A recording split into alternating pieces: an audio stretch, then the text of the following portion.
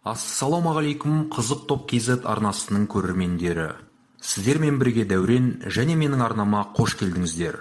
Бұл видеода мен сіздерге салмақ дәрежесіне қарамастан ережесіз жекпе-жек ұйымы UFC файтерлерінің ерлер арасындағы рейтингісінің екінші бөлімін ұсынамын. Ал кеттік. 7-ші орында салмағы 70 кг, бойы 180 см, 31 жастағы UFC-дің жеңіл салмақ дәрежесіндегі қазіргі уақытша чемпионы американдық Джастин Геджи орналасқан. Оның лақабы аты The Highlight, яғни ағылшын тілінен аударғанда жарық шашатын деген мағынаны білдіреді. Джастин өзінің кәсіби мансабын 2011 жылдың тамыз айынан бастаған, ал UFC-ге тек 2017 жылы келген, және сол уақытқа дейін бірде-бір рет жеңіліс көрмеген файтер еді. Қазіргі таңда ол 22 рет өткізген жекпе-жектерінің 20-сында ғана жеңіске жетіп, оның ішіндегі 19-ын нокаутпен аяқтап, ал екеуінде оның қарсыластары одан басым түсті. Геджидің соққылары айтарлықтай дәл тиеді, және статистика бойынша олардың дәлдігі 55%-ды құрайды. Ол өзінің жекпе-жек төбелестерін, күрестің айла тәсілдерін қолданбай өткізеді, және осы уақытқа дейін тек бір рет тейкдаун жасауға әрекет еткен. 6-шы орында салмағы 66 кг, бойы 168 см, 32 жастағы UFC-дің жартылай жеңіл салмақ дәрежесінің қазіргі чемпионы Австралия спортының өкілі Александр Волконовский орналасқан. Оның лақабы аты Great. Ұлы қолбасшы Александр Македонскийдің құрметіне алынды, және ағылшын тілінен аударғанда ұлы деген мағынаны білдіреді. Александр алғашқы рет октагонға 2012 жылдың мамыр айында шығып, осы уақытқа дейін өткізген 22 жекпе-жегінің 11-ін нокаутпен аяқтап, тек бір жекпе-жегінде, дәлірек айтсақ, 2013 жылы өткен Корри Нельсонмен болған кездесуінде жеңіліс тапқан. Оның соққыларының дәлдігі 59%-ды құрайды, және ол жалпы уақытының 38%-ын күреспен өткізеді. Волконовский UFC ұйымына келгелі бері 42 рет тейкдаун орындауға әрекет жасап, оның 16-сы ғана нәтижесін берді. 5-ші орында салмағы 77 кг, бойы 183 см, 32 жастағы 2019 жылдың 3 наурызынан бастап UFC-дің жартылай орта салмақтағы қазіргі чемпионы Америка құрама штаттарының азаматы Камару Усман орналасқан. Оның лақабы аты Nigerian Nightmare, яғни ағылшын тілінен аударғанда нигериялық құбыжық дегенді білдіреді. Ол үлкен спорттағы жолын 2012 жылдың қараша айынан бастап, бүгінгі уақытқа дейін өткізген 18 жекпе-жегінің 17-сін жеңіспен аяқтап, 2013 жылдың мамыр айындағы Хосе Касереспен болған кездесуінде жеңіліп қалған. Усманның соққыларының дәлдігі 54%-ды құрайды, және ол жалпы уақытының 51%-ын күреспен өткізеді. Камару өзінің кәсіби мансабында 83 рет тейкдаун орындауға әрекет жасап, оның 28-і ғана нәтижесін берді.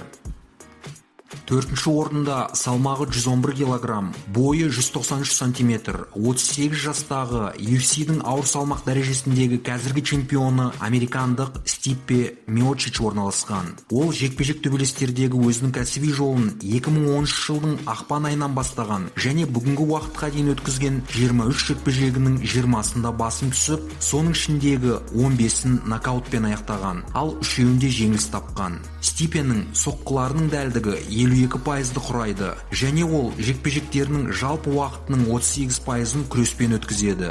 Қызық факт, Миочич UFC-дің бір ғана жекпе-жегінде жасаған соққылар саны бойынша рекорд қоюшы. Яғни, дәлірек айтсақ, оның 2015 жылдың мамыр айындағы Марк Хантпен болған кездесуінде 361 рет соққысы қарсыласына тиген болатын.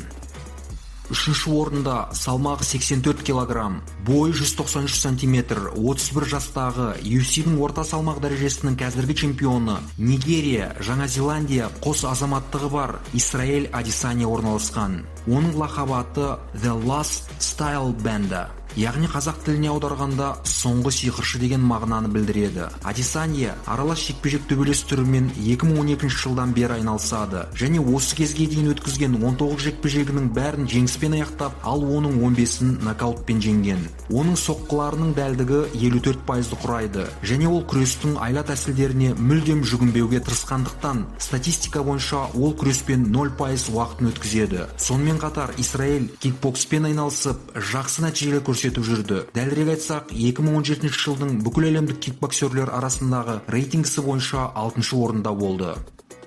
Екінші орында салмағы 70 кг, бойы 178 см, 32 жастағы жеңіл салмақ дәрежесінің чемпионы, бәріңізге белгілі дагестандық Хабиб Нурмагомедов орналасқан. Оның лақабы аты Eagle, яғни ағылшын тілінен аударғанда бүркіт деген мағынаны береді. Хабиб өзінің ең алғаш жекпе-жегіне 2008 жылдың қыркүйек айында шыққан және қазіргі уақытқа дейін өткізген 28 жекпе-жегінің бәрін жеңіспен аяқтаған. Оның соққыларының дәлдігі 50%-ды құрайды, ал күрестегі статистикасы 45%-ды құрайды. Ол өзінің кәсіптік мансабында 116 рет тейкдаун жасауға әрекет етіп, соның 46-сы нәтижесін берді. Сонымен қатар Хабибтің самбо күресінен 2 рет әлем чемпионы болған айта кеткен жөн болар. Достар, бірінші орынға да жетіп қалдық.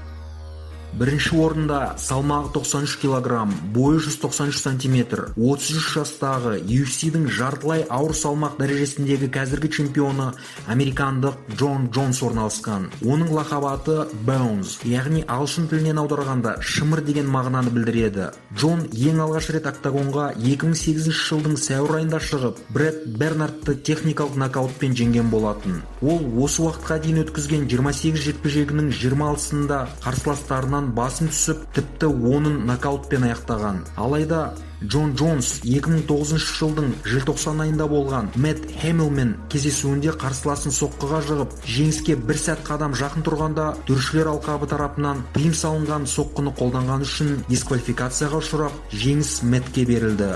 Ал допинг тесттің қорытынды нәтижесі бойынша комиссия 2017 жылдың шілде айындағы болған Даниэль Кормьемен екінші рет кездесуін нәтижесіз деп жариялады. Бірақ бұл болған келеңсіз жайттарға қарамастан, Джон Джонс 4 жылдың ішінде 8 рет өзінің чемпиондық дәрежесін қорғап дәлелдеген болатын. Оның соққыларының дәлдігі 58%-ды құрайды және ол күреспен 44% уақытын өткізеді. Осымен біздің дайындаған салмақ дәрежесіне қарамастан UFC файтерлерінің ерлер арасындағы P4P рейтингісінің екінші және де қорытынды бөлімі тәмам. Достар, егер де сіздерге бұл видео ұнаса, лайк басып, келесі автокөліктерге байланысты рейтингті өткізіп алмау үшін каналға жазылуды ұмытпаңыздар. Және өздеріңіздің ой-пікірлеріңізді комментарияда жазсаңыздар жақсы болар еді. Көргендеріңізге рахмет. Келесі қызықты видеоларда жүздескенше сау саламат болыңыздар.